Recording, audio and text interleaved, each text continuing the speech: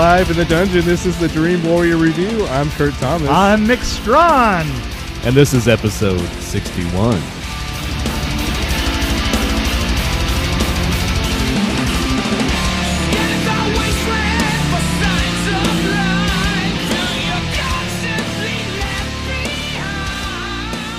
The way I found this movie was I saw it on Hulu, and I guess I was halfway awake, and I said, "Oh, look at 2018," and then I started watching it and realized when I looked it up on IMDb, it wasn't 2000. In fact, on Hulu it says 2008, but on IMDb it says 2007. I tried to watch this movie on 3 occasions, Right. which actually kind of works out with this plot of this movie. Yeah, it does. Yeah.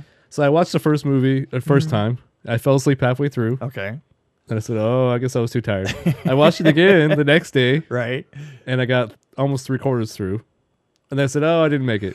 So I tried watching it again, and I made it all the way through and the best thing I did was take notes the third time. I took really good notes on who was who and when was when and what was what, which I would suggest anybody who watches this film to do. Here's the thing. So there are 3 main characters. Okay. The same guy. Okay, hold on. Timecrimes, 2007. A man accidentally gets into a time machine and travels back in time nearly an hour. An hour. Finding himself will be the first of a series of disasters of unforeseeable consequences. See, I like the Hulu description better. That was the IMDb description. IMDb, yeah. So it has 2008 on here. See, I'm not hallucinating. Okay, well, yeah. See, okay, this is even you're more. not hallucinating. This is a better description. Okay. A man, this is what made me watch it. I was like, that sounds okay. Okay. A man being pursued by a murderer stumbles into a mysterious lab and accidentally travels back in time. A naked girl in the midst of the forest. A cloaked stranger with his face covered in bandages. A disquieting mansion on the top of a hill. All of them pieces of an unpredictable jigsaw puzzle where terror, drama, and suspense will lead to an unthinkable sort of crime. Who's the murderer? Who's the victim? Dun, dun, dun! Timecrimes. See, isn't that a better description? Okay, that's a better description. So that's what made me watch it. Because IMDb, that wouldn't make me watch it. Spanish. And it's definitely sci-fi, horror, mystery, thriller, maybe. This has and a very low budge look. I liked it more than you, I think. I think that you did. I thought that the production design on it was. Yeah, it wasn't about production design. No. You know what? I'm not going to say that it was. And that was cheap of me. I think it was more about this guy's little weird journey that he had, and it was like Memento. It was kind of confusing, but I think you could follow it if you like. I took notes, and I was like, "Oh, number 1, number 2, and number 3." Like, okay, I know who I'm watching. Here's the thing: if I have to take notes, right, to enjoy a film, but did you see Memento to stop me and follow it the first time? You know what? See, this is not the point. One of the things about Memento that I like is that you can't follow it sometimes, and then you have to watch it again. So maybe that's why I subconsciously fell asleep. I was like, I got to watch this again. I don't want to spend that much. You know what? If I spend that much money on a film, I better be the mother frickin' production designer.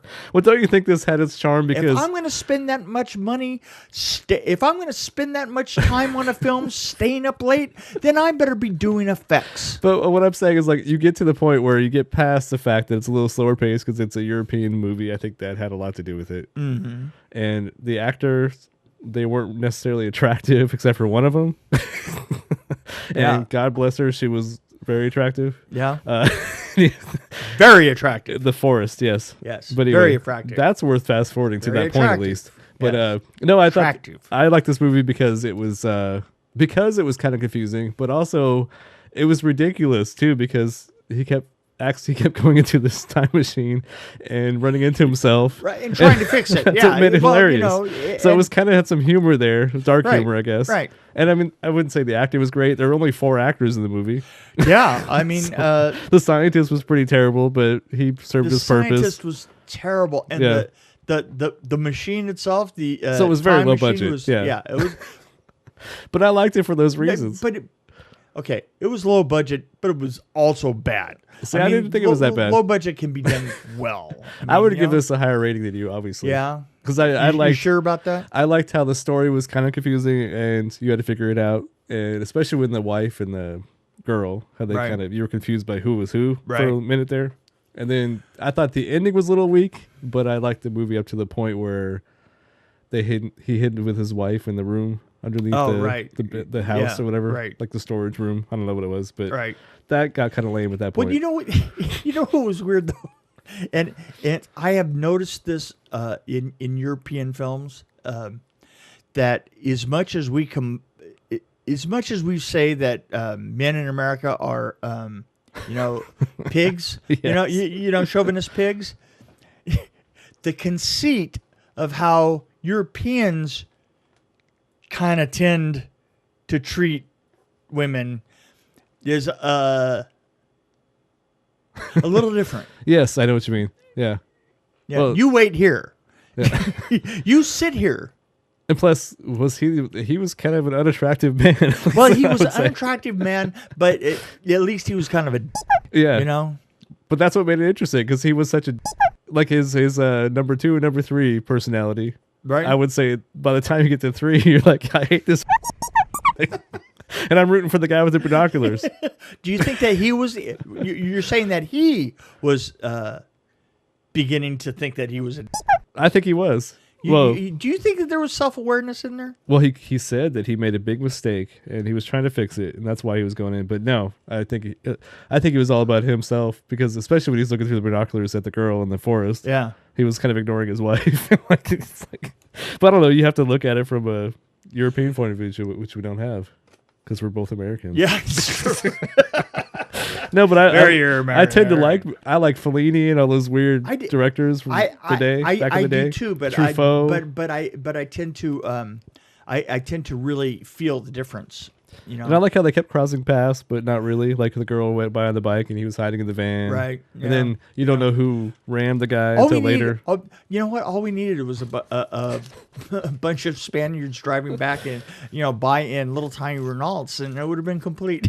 I will say that the one thing that would help this movie would have been to have that guy that was in he was in Pinocchio and he was in Roberto. Roberto. European acting royalty and Oscar-winning star of Life is Beautiful, Roberto Benigni. Benigni. Panini. Not Panini, but Benigni.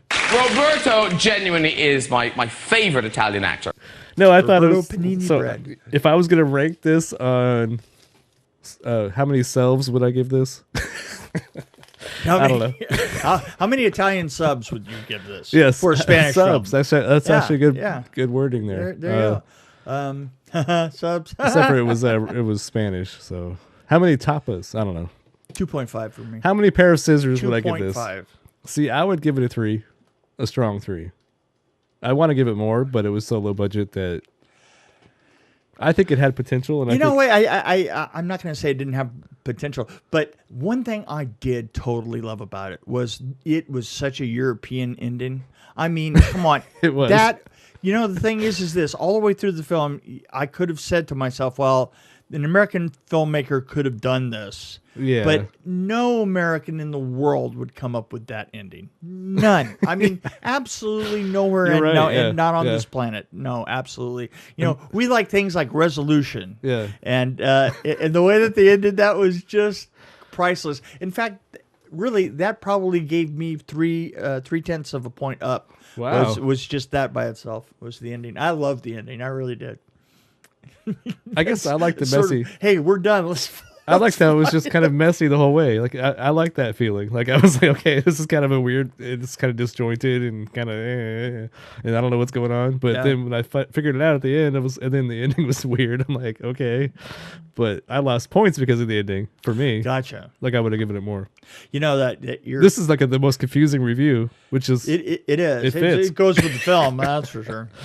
so. Yeah, my advice is to try to watch this 3 times, and you'll feel like you're in the movie. All right. Yeah. Anyway.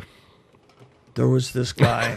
When we were doing like the little films, You know, like recently in the 2000s.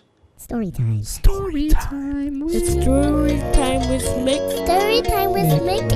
Story time with Mick. Story time with Mick. Story time with Mick. Story time with Mick. Story time with Mick. I feel like I've been here before. We were doing. Yes, you have. We were doing all these films up in the valley, short things. We did a whole bunch of stuff for AMC, promotional stuff for Disney, this, that, and the next thing. And there was a period where one of the carpenters started to use the. He started to make a side deal with the people that owned the stage, and he had some producers who made, you know, those films. Oh, right? I can hear music in my head. Right,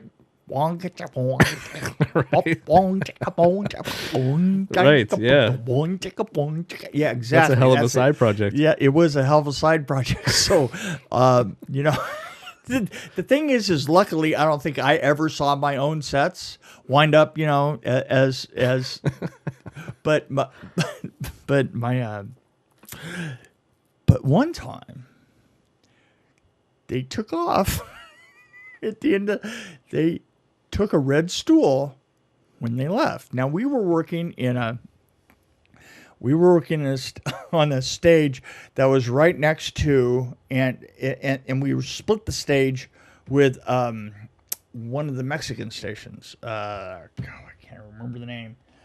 Channel 4 in Los Angeles. It was a big. Was like a Telemundo or Telemundo. Okay. That's what it is. It was a couple of shows off of Telemundo filmed on that stage, and we had the stage next to it, and so he walks back onto the stage in the morning, right? And he's got the stool.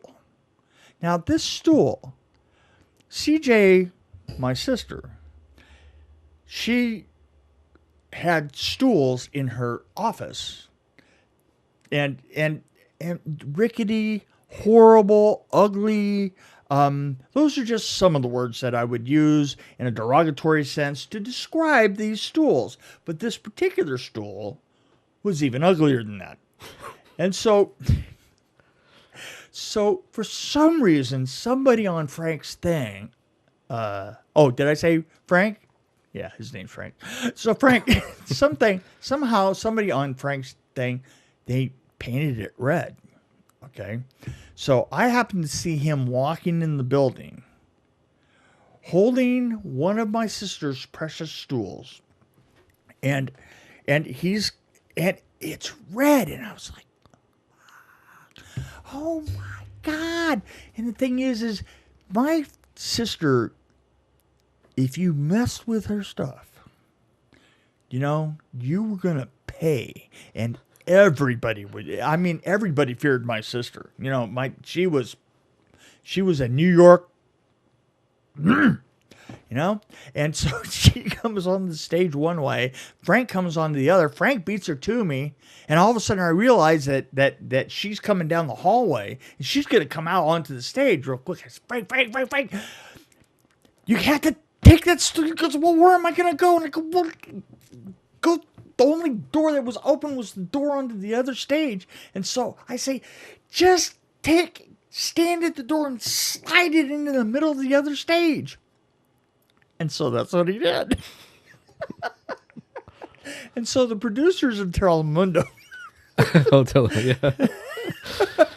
had no idea when my sister came down, and they would turn on their. We started at like 6, but they had a standing set of whatever program they were running, and they wouldn't fire it up until like 10. And then 10 o'clock, my sister is looking around for her stool, and just as she walks past the door, just past the stage over there, they turn their lights on, and there, sitting in glorious color in the middle of the stage, is her stool, now painted red. Oh my God. She went over and grabbed that stool up and went and started to rag through all of them, and we could hear her working her way through the office, of Telemundo, and it's like, Frank's is like, wow, should we tell her? I go, would you? Are you out of your mind? And I swear, I'm not kidding. Several of my friends who were there that day would threaten me at different, would say, oh, yeah? Well, what if I tell my sister? What if I tell your sister about the red stool? So, Wow. Yeah, I guess it's all about, the stool.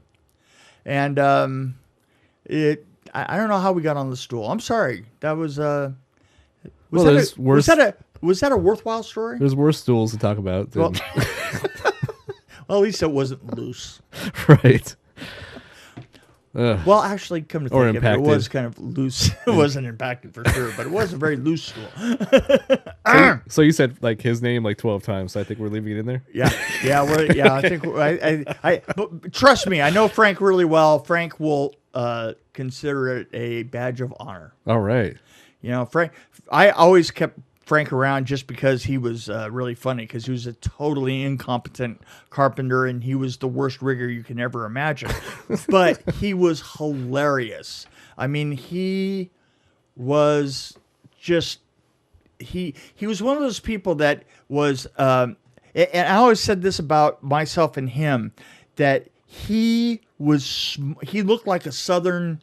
He had long, grungy hair, and he had a beard, and at some point, he had wrecked a Harley, and he didn't have any teeth in front at all. He had false teeth that he could wear if he wanted to dress up, but he never cared one way or the other, and so he just walked. And he was actually pretty smart, but he would act really, really dumb and really Southern. He likes to talk like this, like to talk like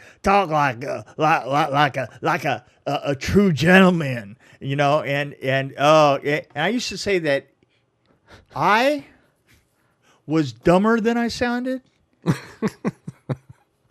and he was smarter than he sounded. That together we kind of drew to the middle, See, yeah. I mean, I find it better to do that. Like in my job, I find it better to act dumb.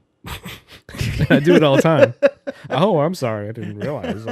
You know what? I swear to God, I wish that I could. I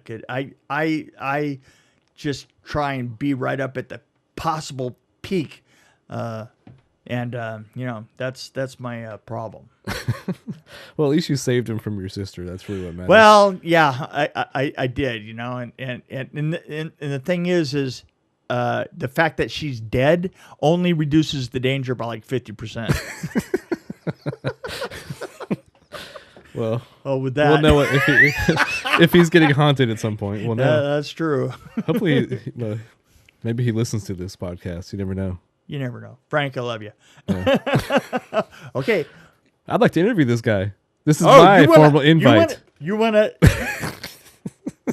He can review a movie with us. He would be hilarious. We'll find a movie about stools. We will find a movie, and I will bring Frank on because Frank is freaking hilarious. We'll have to have stools in it. Okay. So, all right, we're done. Okay, we're done. Yep.